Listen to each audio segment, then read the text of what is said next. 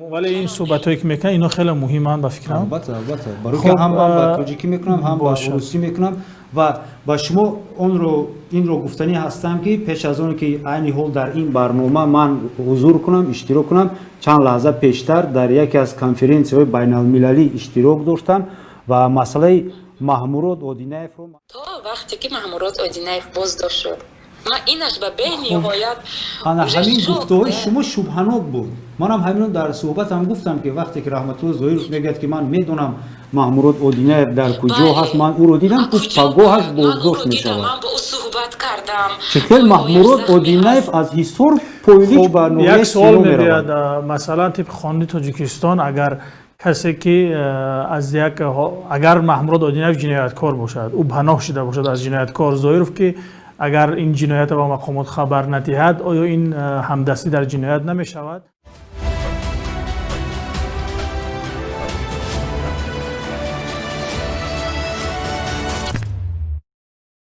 سلام علیکم. شما در برنامه سلام علیکم. خوش آمدید به برنامه سوال روز. سلامت باشین برادر. اما در برای محمود اودینایف میخواستیم گپ زنیم. بفرمایید. من یکی از نزدیکانی به نهایت نزدیکانش هستم. تا جایی که من میشناسم تا جایی که من وای دارم خبر دارم محمود اودینایف همون شبی که به ناپدید شد همون شب اون دستگیر شده بود. همون شب دستگیر شد و وای کس از یگان جا نگریخته از پایهایشون هیچ چیز نشده بودن.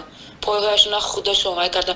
چرا وقتی که محمود اودینایف همون شبی که ناپدید شد تا قریب 2 هفته از ظاهرov یگان خبری نبود. حتی تلفنش کشتگی بود، حتی سایتش کشتگی بود. وقتی که شما با ظاهرov تماس گرفتید که تلفنش خاموش بود؟ بله، من وقتی که تماس گرفتم همه تلفنشون کشته، حتی سایتشون کشتگی بود. وقتی که روزی که محمود اودینایف رو رحمت الله ظاهرov میگوید که او آزادی هست پایهایش رو لیچینی کرده است و کس از کجا میدونید؟ از فرداش محمود اودینایف دستگیر شد و برادرزادهشون کتیز ظاهرov بود. پسر محمود اودینایف در بازداشتگاه بود. حاضر نه از محمود اودینایف خبری هست نه از برادرزادهشون. هر دو به نام نشان هستن. چرا وقتی که صحت سلامت هست وقتی براین باید گپ زنن. چرا دستگیر کردنش رو وای نکردن، نشان ندادن، هیچ چیز همه دروغ است، همه ساختکاری است. چرا از حزبشون یک تا ادوکات نمیگیرن؟ وای کس کموین بود. چرا؟ یک سوال کنم به شما. اینجا ادوکات یک سوال دارد به شما معلومات دارید که محمود اودینایف ادوکات دارد یا که نه؟ ندارد. محمود اودینایف ادوکات ندارد. وقتی که یگان کس برای یگان خوراکه میبرن نمیگوین که ویا کجا بردگی ویا چی کار کردگی نمیگوین. نه زندهش به ما معلوم است نه مردهش نمیگوین. یگان کس نمیگوین. ادوکات هم ندارن. شما معلومات امیر دارید که حوزه پرونده محمود اودینایف در پروکراتور ناحیه حصار است؟ انیق در پروکراتور ناحیه حصار بود. محمود اودینایف خود در عدلیه ناحیه حصار بود. از 3 روز باز نیستین نه خودش نه برادرزاده‌اش. چرا وقتی که محمود اودینایف اون ویدیو را نشر کرد و پسرش رو 10 نفر از کوچه قپیدن و پسرش هم ستون مورش کسل است هم چشمش نمیبیند. 10 نفر مجبوری ماشین زده در آورده است. وی حق پدری دارد، وی حق دارد که از فرزند خود دفاع کند. این دموکراتیا تاجیکستان دا میگن تاجیکستان دا همین است دموکراتیا که حتی فرزند خودت رو باید وای نکنی، دستگیری نکنی. یگان گپی خطا گفتگی نیست است. اون کس دا همون جایم یگان گپی خطا گفتگی نیست. چرا وقتی که شیخ مصلح‌الدین این جنایت رو با گفتی خودشون ساختکاریشون وای میکنن این جنایت رو با سر شیخ مصلح‌الدین بار میکنن. وقتی که روزی که محمود اودینایف ناپدید میشود شیخ مصلح‌الدین نه اینکه تا شیخ مصلح‌الدین همین یک اولاد همش رو همون شب همشون رو بردگی همشون خانه هاشون رفتگی کتبوتا میگه که و یگان جنایتی وزبین کرده است یگان آدم رو کشته است. شما دقیقاً کیارا بردن خانواده‌شون یگام جزئیاتش میدونید؟ البته که میدونم برادر کلونیشون پسراشون بردن. شماره میشود اپا من شماره گیرم و بعد بعدتر من از برای ترتیب دادن بیانیه از نام فوند بزرگ مهریاروف اون معلوماتی که شما حاضر گفتید یا که بعدتر هم یک جای صحبت میکنیم در بیانیه خود استفاده برم. بله درست است. ولی این صحبتایی که میکنن اینا خیلی مهمن به فکرم. البته برای که هم من با تاجیکی میکنم هم با روسی میکنم و با شما این رو گفتنی هستم که پیش از اون که عین حال در این برنامه من حضور کنم اشتراک کنم چند لحظه پیشتر در یکی از کنفرانس‌های بین المللی اشتراک داشتم و مسئله محمود اودینایف رو من نیز گفتم. اونها در اونجا سوال دادن که محبوسان سیاسی در تاجیکستان چند شماره هستن کیا هستن. من گفتم که زیاده از 200 نفر هستند و به قریبی همین هفته باز یک محبوس سیاسی دیگر محمود اودینایف زمستیتل لیدر سوسیال دموکراتیک پارتی تاجیکستان پیدا شد و قضیه رو گپ زدم. آنها از من خواهش کردن که باز بیشتر معلوماتی هم و اون چیزی که شما عین حال گفتید من میخواهم پورتر کنم و با آنها نیز پیشنهاد کنم و شما رو گرفتن در کار. اگر نه با من مشکلی نیست اما من به نهایت در تعجب هستم که چرا از حزب یگان کس از قفایش نیست تا وقتی که محمود اودینایف بازداشت شد.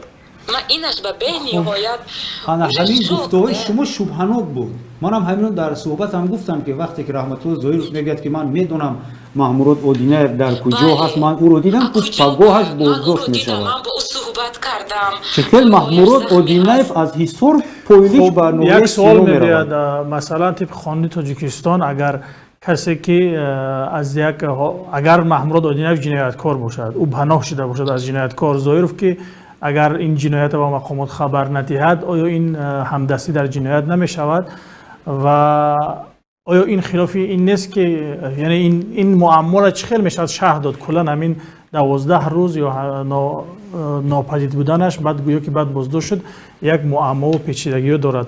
اول اینجا نظر شما را بشنویم که همچون پیوند این خودتان میگید که چه است؟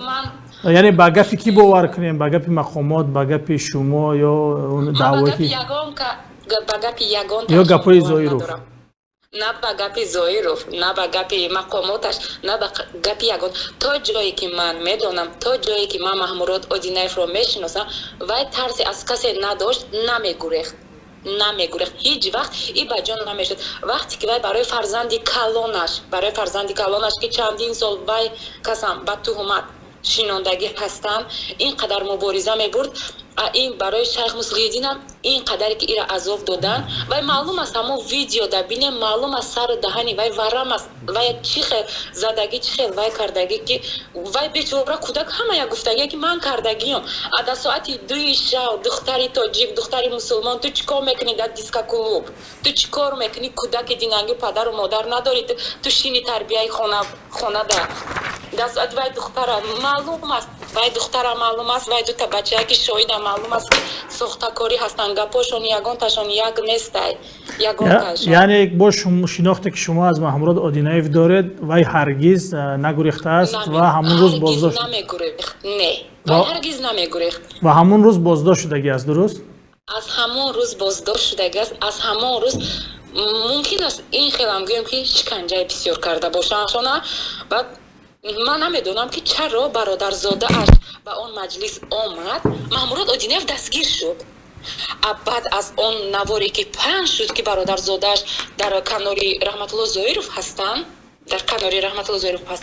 بعد از اون برادرزاده‌اش دستگیر شد. اینا که خیلی فهمه این رو چی خیلی فهمیم با گفتی شما؟ یعنی چرا محمود اودینایف در کنفرانس حاضر نشد ولی برادرزاده حاضر شد؟ برادرزاده‌اش در اونجا وای شد حاضر شد. درست. با یک سوالی دیگر هست که چرا یکم نشده نه مقامات نه رسانه ها یگان جانه رحمت الله ظاهرov پخش کرد که محمود اودینایف بازداشت شد. من با شما در تماس میشوم.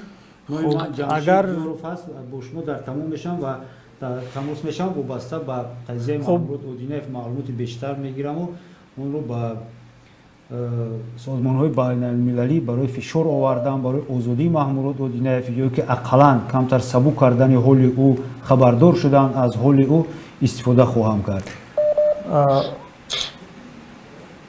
الو خب حالا اگر با مقامات چیزی گفتنی نیست حداقل با مردم تاجیکستان یگام پیشنهاد یگام چی دارید مثلا چی انتظار دارید جامعه چگونه میتواند در این مسئله کمک کند یگام پیام دارید هر کس خودش میدوند این جای مجبوری نیست هر کس اگر محمود اودینایف را شناسند البته میدونند که چقدر مرد بود اگر شناسند или شناخته باشند میدونستند که از کسی ترس نداشت از کسی نمیگریخت رای گریز نداشت چون که در وطن خودش بود هر کاری که کرد در وطن خودش کرد و بیرون از وطن نکرد دیگه اگه گپ گفتنی ندارم برادر درست تشکر زیاد تشکر که این در تماس شد و این مسئله را با ما در میان گذاشتید با شما خداحافظی میکنیم خداحافظتان خدا نگهدار